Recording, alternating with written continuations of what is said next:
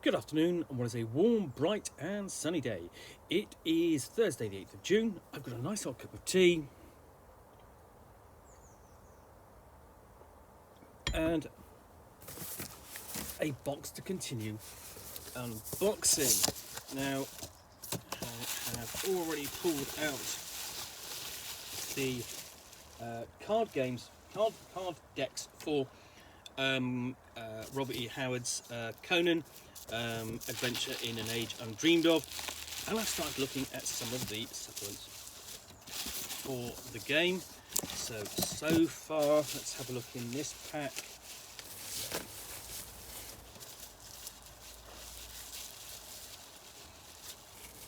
I've looked at the Exile source book and the mini campaign, Wave Stained Crimson, and the next book in this pack is, let's just grab this,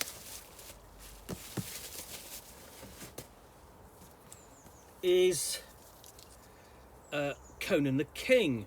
So I'm doing these kind of out of order as I pull them out of the box. So this is sort of like, you know, the end kind of aim of the game. You know, Conan as ruler. Anyway, so this is Robert E. Howard's Conan supplement for Adventures in an Age Undreamed of. It's published by Modiphius Entertainment. Uses the 2D20 system. Welcome to the throne. When I was a fighting man, the kettle drums they beat. The people scattered gold dust before my horse's feet. But now I'm a great king. The people hound my track with poison in my wine cup and daggers at my back.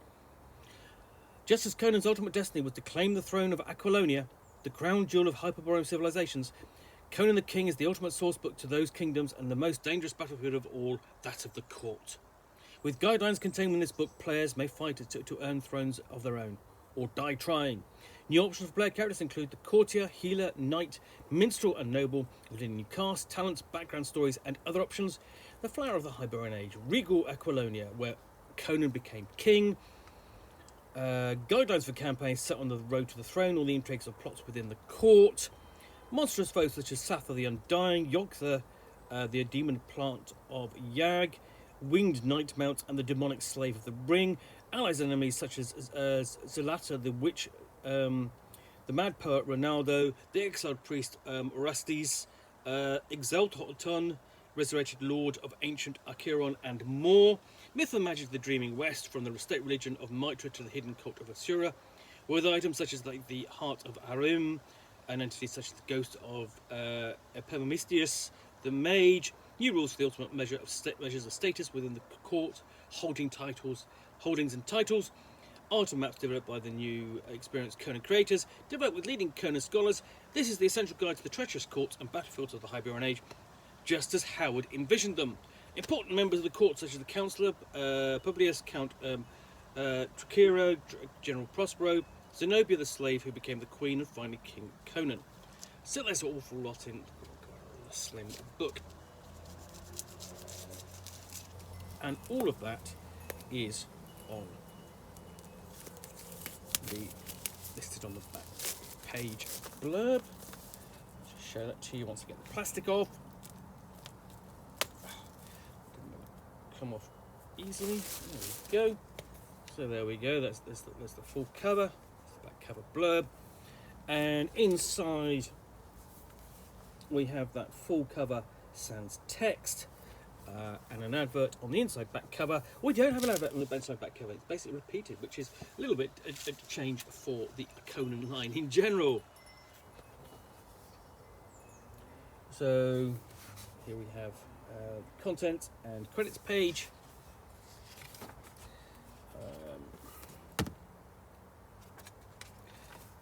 An introduction overview of the contents of the supplement, and a guide to characters. So we have noble howlands, noble castes, noble ancient bloodlines, all options for your noble character in the world of Conan. Rules for improved social standing, because essentially your characters by this time will have uplifted themselves and made themselves essential, having acquired standing far above their humble origins, unless of course they play a noble stories and more of the backgrounds to your characters, whether that could be landed gentry, estateless, and so on. And then we have archetypes which include courtier, healer, knight.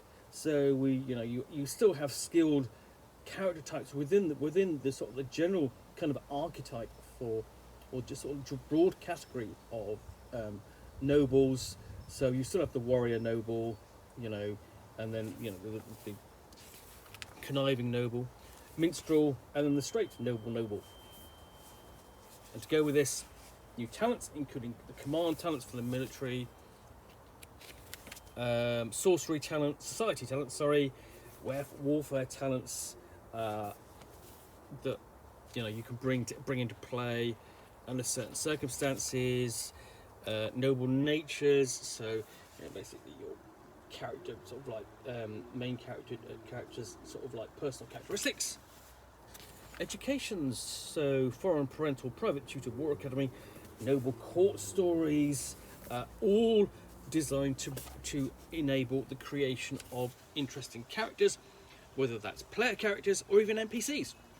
And then the finishing touches, personal belongings, weapons and provenance, noble names, gear and equipment, and noble mien. Sort of like how do they carry themselves? I've got a list of titles there. So King, Prince, Duke, Marquess or Margrave, Aga Khan, Earl, Count, Aga, Viscount, Baron, Landgrave, and Knight. And the Gazetteer. So these series of books are like focus on like a setting, or sort of basically background information for character types, then particular setting materials. So here the Gazetteer focuses on Aquilonia, and we've got a map of the region there.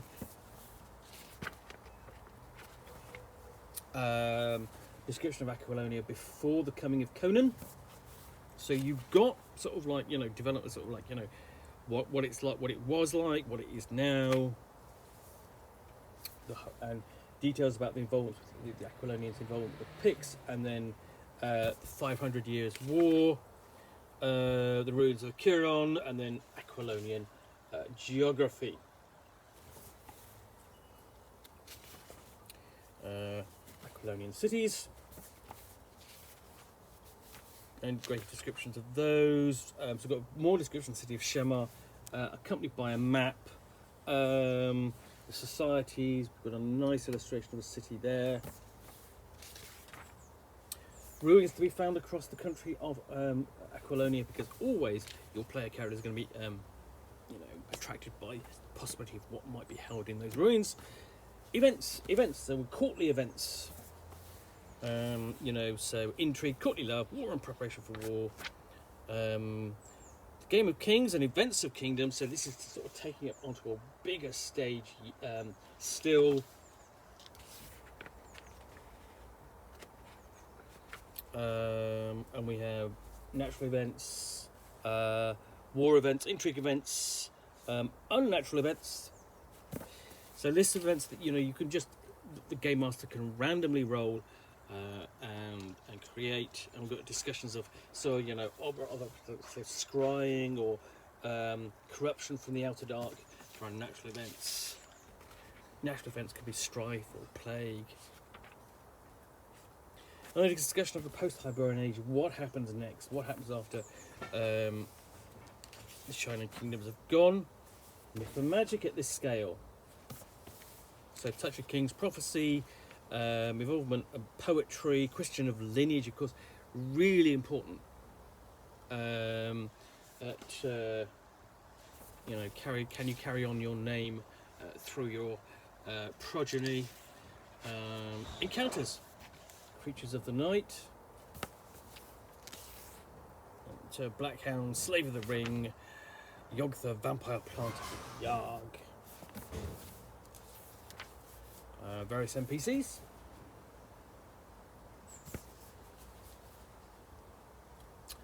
And then we have things like Emetritius, the sage, who is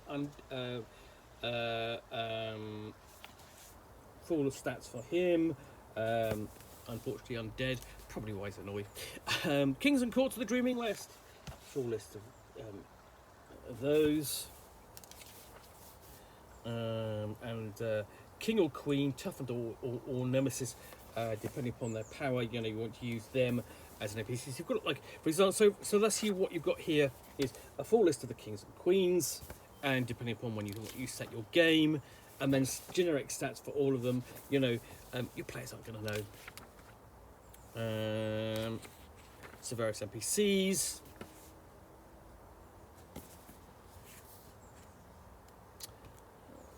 Queen Zenobia as a minion, basically the slave who rose to become queen and wife to Conan. Conan's activities during this period, and this is references obviously the particular stories. And then we get on to, we've got full stats for Conan. Then we have a question of wealth and holdings. What's yours, you know, as king? So holdings and social standings, limits to holdings, all the rules are there for you to control and own holdings. And then the Road of Kings, which just explores the idea of how to role play as a king within the game. You know, whether it's sort of like playing as rulers, death and taxes, starting as rulers, or clearing a path to the throne. And then types of characters that can be involved. And notes there for inheriting a throne should you want to play a prince or princess. Courtly campaign themes. And the dangers of the weight of the crown. Always a heavy burden, as they say. Internecine warfare, making an empire, building your kingdom up, making it more powerful. And then we've got a sample border kingdom campaign, so you could run that. It's like a much broader kind of style of game. Of course, you know, scheming and plotting at home. Can't trust all of your courtiers and their hangers-on. And then dealing with elements like, you know, betrayals, deception, assassination, feudalism, kingdoms and their politics.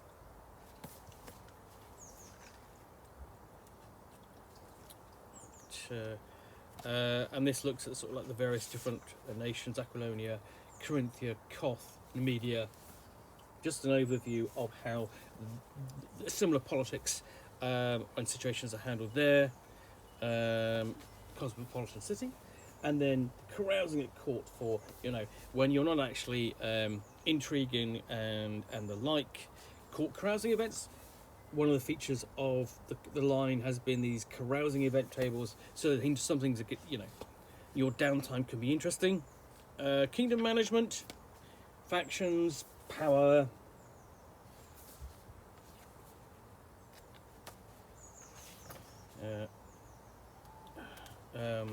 Dominion tests, challenges, just the rules there for handling your kingdom on a regular basis mechanically. And then going to war at this stage, because throughout the Conan line, combat has always been very personal. Here it becomes less personal. And then we have example armies before we get into, you know, essentially the various stages of running a kingdom. And Heroes of the Age, some NPCs, and these would have been based upon backers of the Kickstarter. So you've got full stats, description, so on, illustration. And then that's it. And then you've got basically the advert inside the book with the index. So yeah, that's Conan the King for Robert E. Howard's Conan Adventure in an Age Undreamed Of, published by Modiphius Entertainment. If you've enjoyed this unboxing of Nook, then please do click on the like button down below. And of course, if you've got any comments or feedback, I do appreciate you taking the time to post those. And lastly, if you want to be alerted to get more unboxings of Nook, where you will see me out here with a box containing a book or game, which I will unbox and chat about to the best extent of my knowledge for roughly 10 minutes or so, all of course accompanied by a nice hot cup of tea.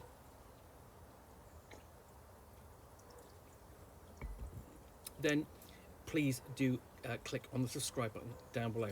Thanks again for watching another unboxing of the Nook. I will be back again with another one. Bye for now.